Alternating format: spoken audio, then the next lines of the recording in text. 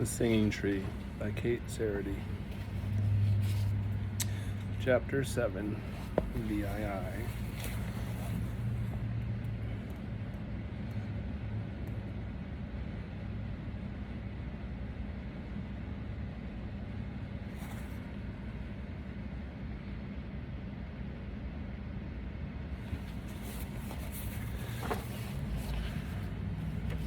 Six big Russians. Haying was a grueling job, even with strong men for help.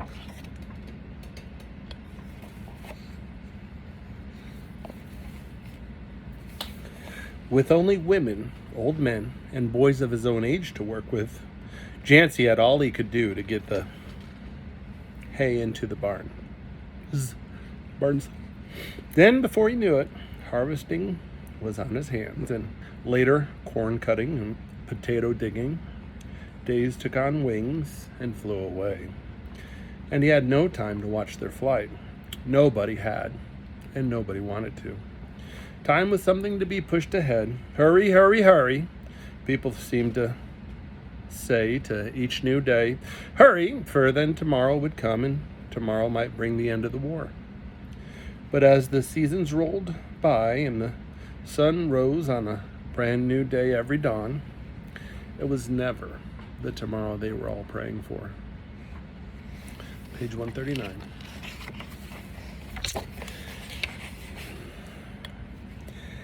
Each day brought news, a seesaw of news, good and bad. Everybody had learned the sinister lingo of war. Offensive, campaign, trench, submarine, airplane, bombs, gas, dots on the map of Europe with strange names such as Przemysl, Ypres, Brest-Litovsk, Paris, and later Isonzo, for Italy had been sucked into the war too. Okay, Google, turn on reading lamp. Sure, turning the reading lamp on. Had become real places where guns threatened husbands and sons. Merely names before, now the very sound of them was a threat to everyone. Mail came every day to the remote village now, and the very color of the cards and envelopes handed out by Uncle Moses meant joy or relief for someone. A pink card placed into a trembling hand. He's all right, thank God. He wrote it himself. A travel-worn, often sealed envelope with the double-headed Russian eagle on it. He's a prisoner, thank the Lord. The large white envelope, heavy with someone's small possessions who would never come back. And a woman would bow her head and go away weeping. There was no glory in this war. News of victories was not proclaimed with brass bands and flags flying.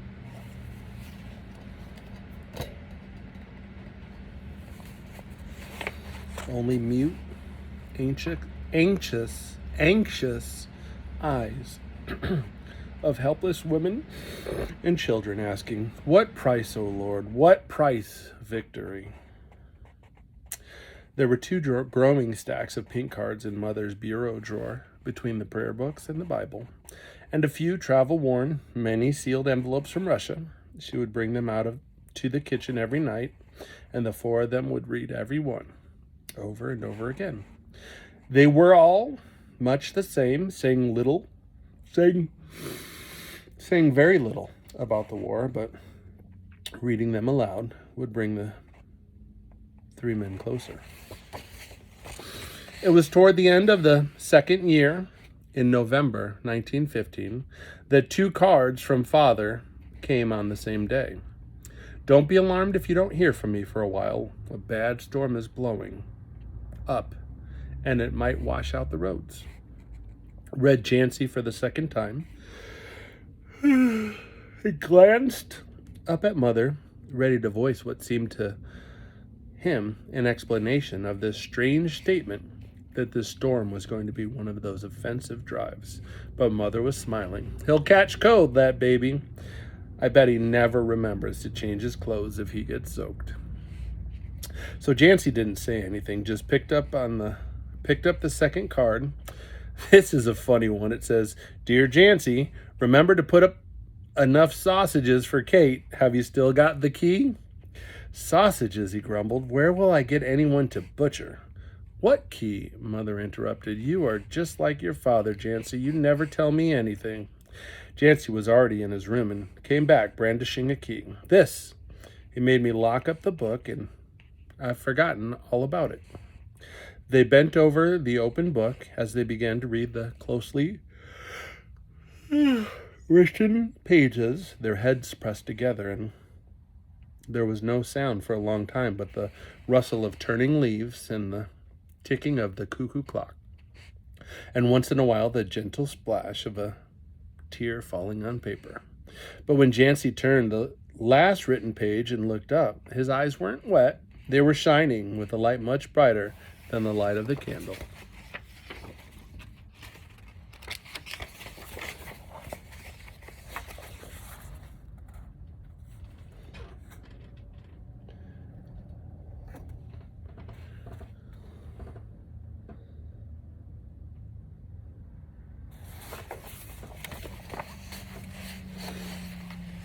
Why, Mother, he never left us at all. He has been here all this time, and we didn't know it. Look, Mother. Oh, Mother. He wrote us something for every day for almost a year ahead.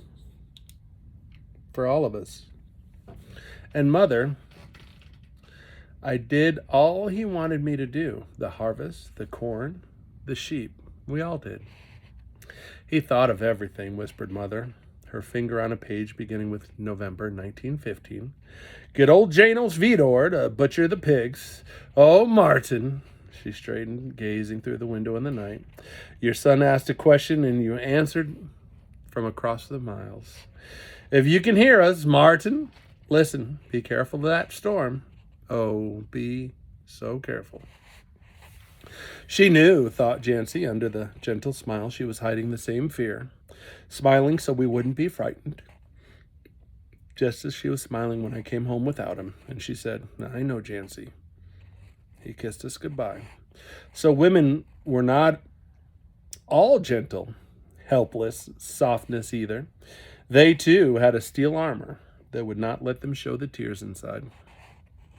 The last shred of harsh, small boyish pride in his new manhood left Jancy then. He was all man now, bowing his head to the strength of a woman.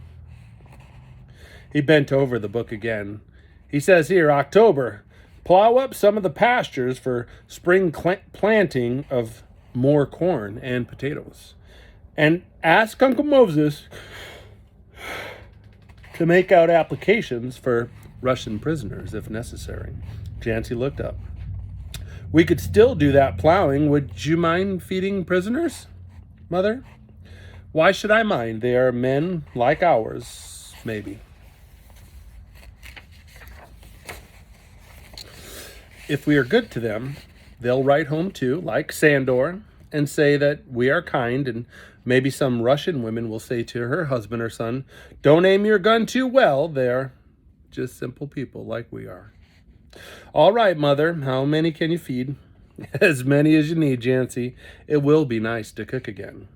Big cauldrons full of stew and baked round loaves of bread. It'll fill up the time and it'll keep me from thinking too much. Barely 2 weeks later, Uncle Moses told Jancy that 6 prisoners would arrive next day. Here is your approved application, he said. The guard will bring them here. Come with a wagon tomorrow afternoon to take them home. An uneasy thought assailed Jancy. How in the world will I talk to them? They'll learn fast, smiled Uncle Moses. A plow looks like a plow the world over, and so does a horse. And I speak Russian, Jancy. If you get in a tight spot, just come to Uncle Moses. Jancy smiled wryly. That's all I do, it seems. So does everyone else in the village. No money. Go to Uncle Moses. Can't read or write? Uncle Moses will do it. Sick? Uncle Moses will find a remedy. Want to bawl like a calf? He pointed to himself. Uncle Moses has a good shoulder to bawl on. We seem to pack up all our troubles and dump them on your doorstep. Well, Jancy, it's give and take that makes the world go around. I am paying a debt. We Jews are. He glanced at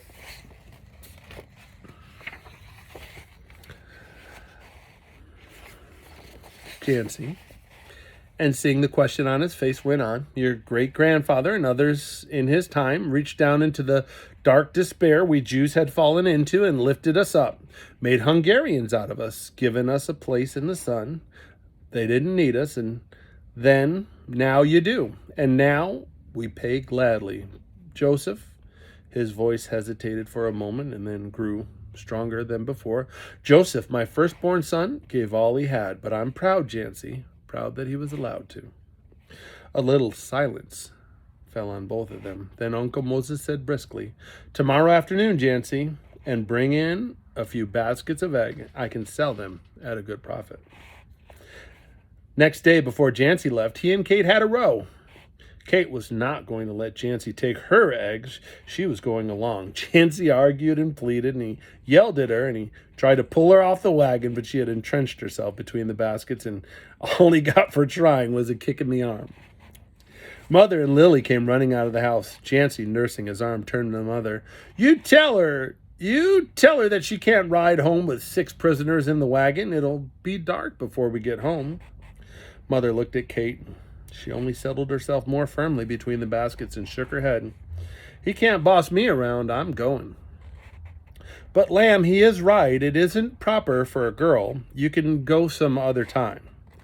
It was no good. I'm going, was all Kate said. And then both Mother and Jancy began to scold, and even Lily put in a word or two. Forthright words at that. You are just plain cussed. That's what you are. What do you want to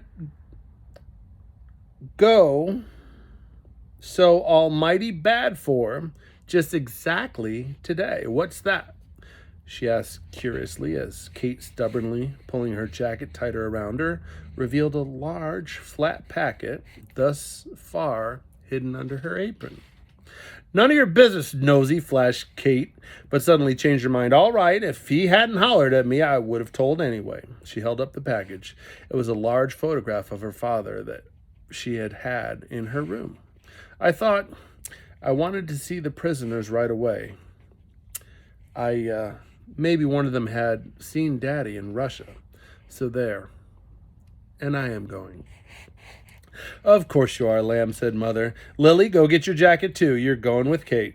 Jancy groaned. Let's call the dogs and the chickens and take the cow to make it complete. Mother gave him one look and he hung his head. Oh, all right, I'm sorry. He thought out on the drive, though, and admitted that this was better than going alone. The prisoners were already there when they arrived. Jancy, with a horseman's expert eye, saw that they had good, strong frames, needed filling out, though, he thought. 6 husky, placid-faced, blue-eyed, blonde Russians standing in a row eyed Jancy while he spoke to the guard who had brought them. The guard, a sullen man, looked up from the slip of paper Jancy handed them. Where's this Janos Nagy who takes these prisoners? I am Janos Nagy, said Jancy.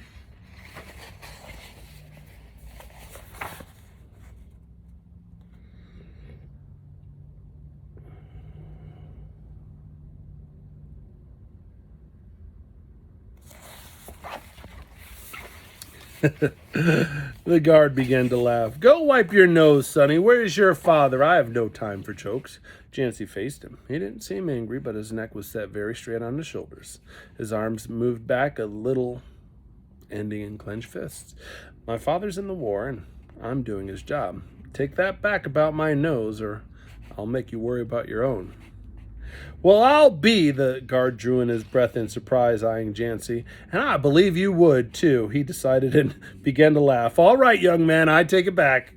He shrugged, handing Jancy a small flat key. From now on, you are responsible, not I. So long. He mounted his waiting horse and rode away, leaving Jancy with a small key he didn't know what to do with, and 6 strange giants he didn't know what to do with either. He looked at the key, wondering when one of the prisoners grunted, and 5 pairs of arms shot forward, chained together. "Oh, the nasty brute," Kate found her voice. "Take those chains off them this minute, Jancy Nagy." The very idea. Uncle Moses had stepped out of the store. He looked worried, but gave Jancy a smile. "I thought you could handle that fellow alone, but I was watching. Now that he's gone, bring these men into the store. I want to talk to you." Jancy was already fumbling with the lock on the chain. When it dropped in the dust, 6 pairs of blue eyes smiled at him, and one prisoner poked a blunt finger at his chest.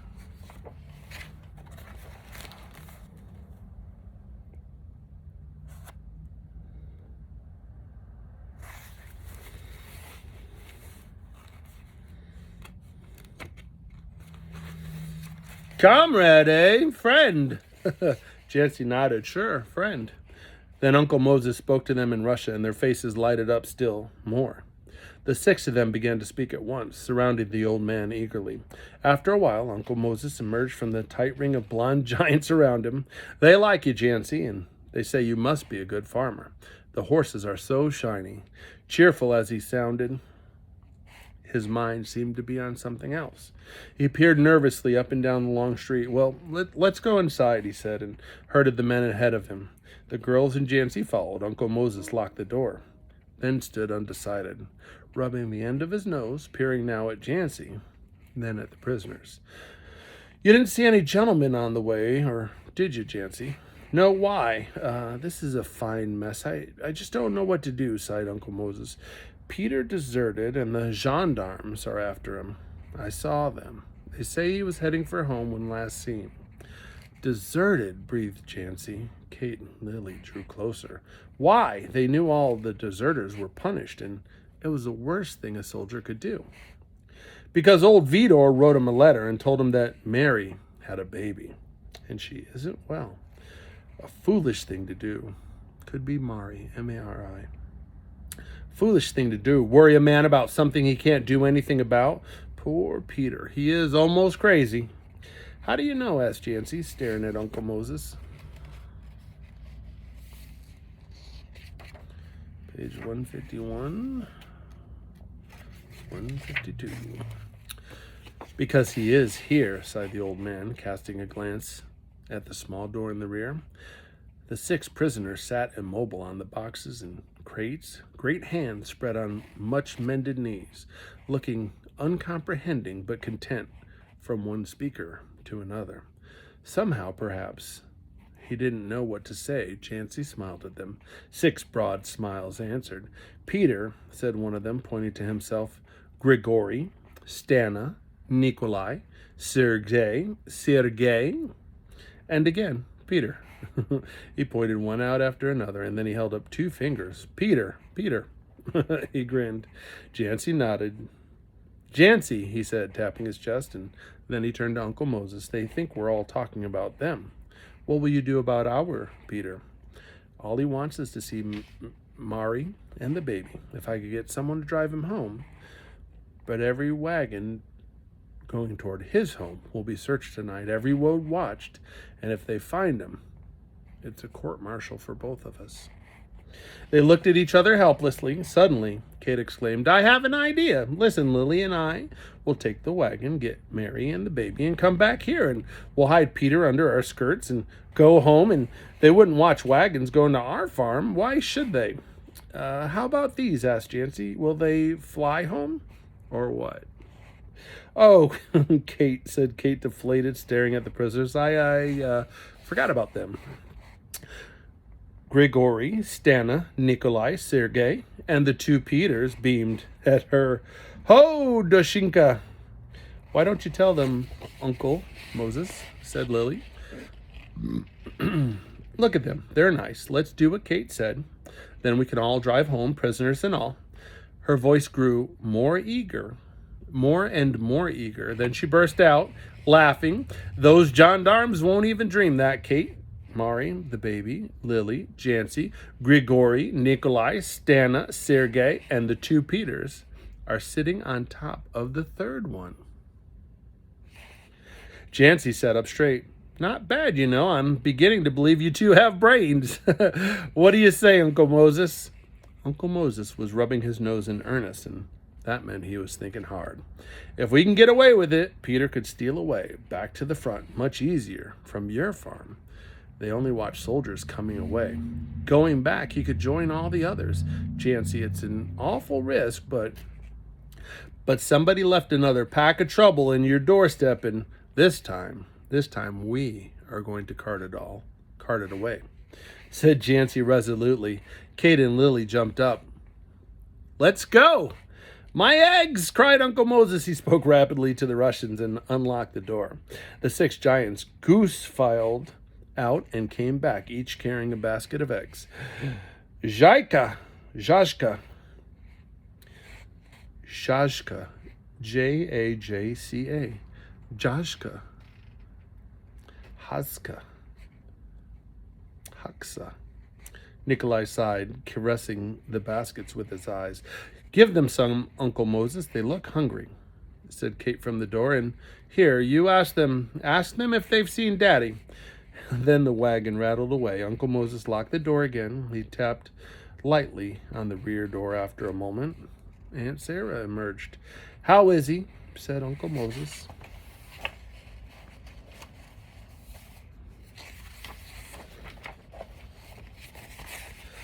Asleep, she smiled. He was starved and dead on his feet. 10 days since he had warm food or more than a few minutes' rest. Hunted like a poor rabbit. She broke off as she became aware of the big shadowy shapes. It's all right, Mama. Jancy's prisoner. 6 more for you to feed if you can manage. She only nodded, smiling reassurance, and was gone. Uncle Moses began to speak to the prisoners, and he talked, and they began to understand what was happening. Those broad, placid faces became windows through which Jancy could see their thoughts. First slow comprehension, tinged with amusement, then compassion, and finally approval and admiration. They smiled at him, and they nodded vigorously, repeating, Comrade, comrade, to Uncle Moses. They talked eagerly, once in a while touching his hand, his arm, with clumsy but gentle appeals for more attention. Uncle Moses translated small shreds of the stories they were pouring into his ears. Grigory has a baby daughter and he has never seen yet. Nikolai has a small farm and 10 children. Sergei says you are a brave boy, Jancy, and he has one about your age. No, none of them knew Kate's father, of course not. They haven't been home since the war began. All talk ceased suddenly as Aunt Sarah appeared with a huge steaming pot and a handful of spoons. Ho! The Russians grunted as one man and fell to not waiting for the forthcoming plates, kneeling on the floor around the pot. Muziks, small farmers, all of them. They don't know what it's all about. They only want to go home, sighed Uncle Moses. Night was falling. The little store was dark when the wagon pulled up, and Kate pounded on the door. Hurry, she panted, slipping inside. The gendarmes are searching the houses up above. They stopped us both coming and going, but they don't know who Mari is. And we brought the cow, too. She wouldn't leave the brown cow. For a moment, her gay smile rested on Jancy. Hurry, please. Then, hurry, please. Jancy gasped when Uncle Moses led the staggering, trembling Peter from the storeroom. The hollow-eyed, shivering wreck with the unkempt beard. Could this be Peter? The Russians surrounded and almost carried him to the wagon. Mary was sobbing softly, but she didn't cry out. Lily took the baby from her, and Mari cradled her husband's head on her lap. One by one, Grigory, Stana, Nikolai, Sergei, and the 2 Peters climbed in, hiding the 3rd Peter completely. Jancy threw a horse blanket over their knees and then jumped up to the seat. God bless you, children, said Uncle Moses hoarsely as the wagon moved away. They traveled slowly because of Mari's cow tied behind. At the beginning of the lane, one of the horses snorted, and an answering snort came from behind the trees. A moment later, a voice said, Stop! And 2 gendarmes rolled into the light cast by the wagon lanterns. "Where are you going?" demanded one of them. "Home," said Jancy quietly, although his heart was pounding in his throat. He fished a piece of paper out of his pocket.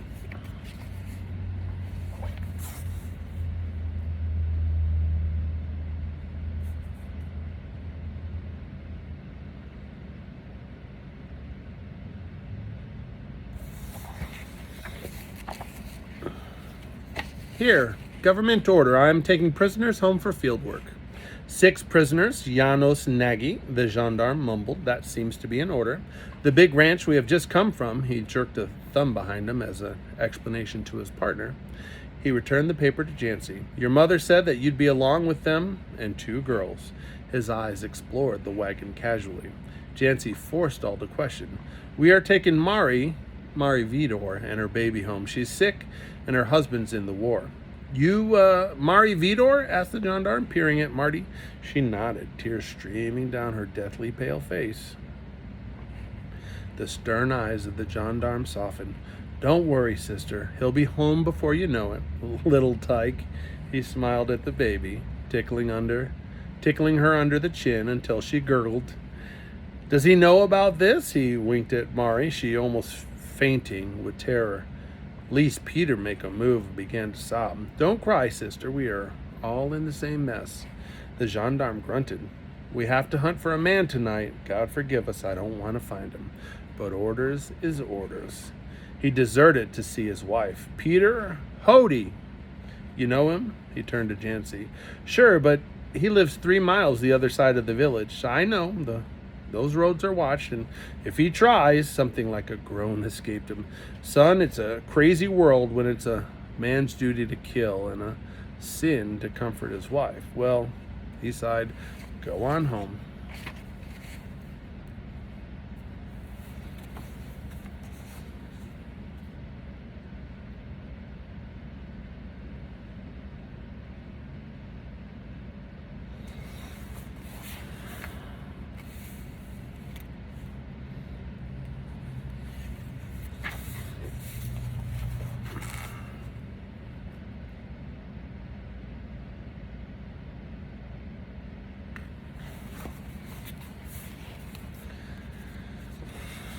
Page 159. The shadows swallowed him up, and Jancy clucked to the horses. He felt weak, and his teeth were chattering now that the danger was over. Behind him, a soft Russian voice broke the silence. "Comrade?" He turned around, but Grigory wasn't talking to him. He was holding out his big arms for Mary's baby, and she gave it to him. Grigory began to croon. Then Stana and Nikolai, Sergei, and the 2 Peters began to hum too, and the wagon swayed on homeward with 6 big Russians singing a lullaby to a small Hungarian baby.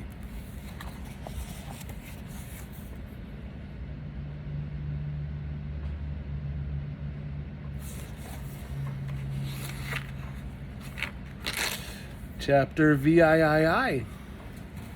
Coming up, a little sneak peek.